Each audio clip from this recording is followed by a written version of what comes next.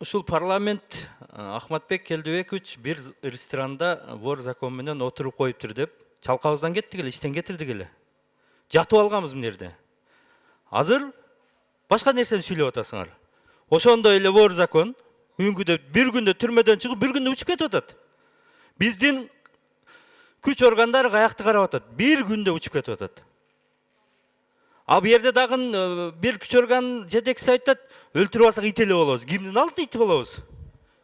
Кимге силер ошо обязательство алгансыңар, өлтүрбөй эле ушуну тирик сактап жеткизип берели Чечняга деп. Бир ресторанда отуруп коюп, ошол спикерибиз кеткен биздин. Вор законго ошо случайно отуруп. А бүгүн силер учуруп бердиңер. Кеткиле бардыңар, эмне турасыңар? Эрдоган келип атса, президентти да подставить эттиңер силер, ушу команда. Уялбайсыңар, кеткиле силер азыр. Жыйыштыргыла. Урматтуу депутаттар, рахмат.